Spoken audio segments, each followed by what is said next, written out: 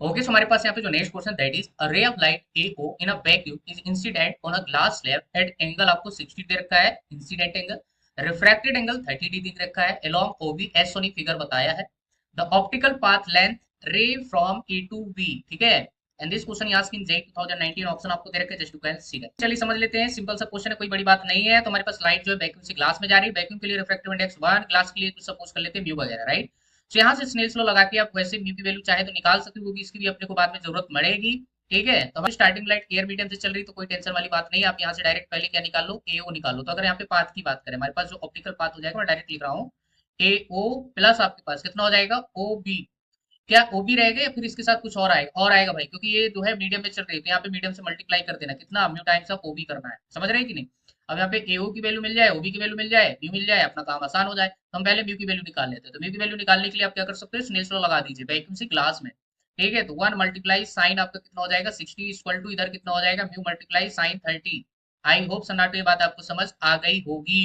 समझ रहे हैं कि नहीं, N1 sine i equal to N2 sine r लगा रहे हैं भाई, ठीक है। तुम्हारे पास यहाँ पे कितना हो जाएगा √3/2 इक्वल टू म्यू मल्टीप्लाई 1/2, दो ने दो को बल्ले बल्ले कर दिया, तो म्यू की वैल्यू कितनी आ जाएगी, √3 आ गई भाई।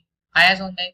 अब यहाँ पे AO, अब यहाँ पे AO निकालना है भाई, ठीक है, ये डिस्टेंस। तो आप यहाँ पे क्या कर सकते हैं, यहाँ पे एंगल ले लीजिए 30 डिग्री आप ले सकते हैं, ये तो सीधे सीधे कॉस वाला कंपोनेंट ले सकते हैं, ठीक है, कोई बड़ी बात नहीं है। आप साइन से भी कर सकते हो। तो हमारे पास क्या बनेगा, परपेंडिकुलर बनेगा, और ये आपके पास हाइपोटेनस यहाँ पे चाहिए, तो साइन थीटा लगा दो ना यार।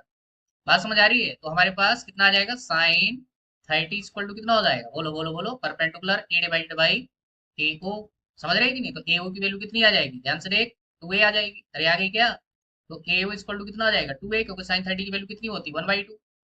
अरे समझ रहे हैं कि नहीं। सिमिलर बेटा ये वाला ट्रायंगल देख सकते हैं आप, ये परपेंडिकुलर बनेगा, ये आपका बेस बनेगा, ये हाइपोटेन्यूस बनेगा। तो यहाँ पे क्या लगा सकते हैं, cos 30 लगा दीजिए। समझ रहे हैं कि नहीं। तो cos 30 लगाओगे तो क्या हो जाएगा भाई, ध्यान से देखो ना। आपके पास क्या हो जाएगा यहाँ पे, ये परपेंडिकुलर कुछ नाम देना है तो दे दो, अदरवाइज ये बी दे रखा है, ठीक है। तो बी डिवाइडेड बाई कितना हो जाएगा OB।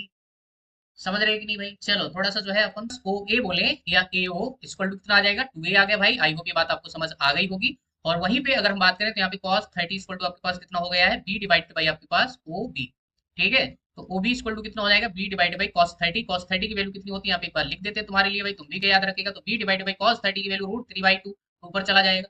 अरे बात समझ आ गई कैसे नाटे। तो ये मेरे पास हो जाएगा। अब यहाँ पे जो पाथ ऑप्टिकल पाथ लेंथ हो जाएगी दैट इज 2A प्लस आपके पास 2B divided by √3 multiply mu, mu की वैल्यू कितनी है √3 बल्ले बल्ले, तो 2A प्लस आपका 2B, चाहे तो 2 कॉमन ले सकते हैं, अंदर बचेगा A प्लस B। यही आपके पास ऑप्टिकल पाथ लेंथ हो जाएगी भाई।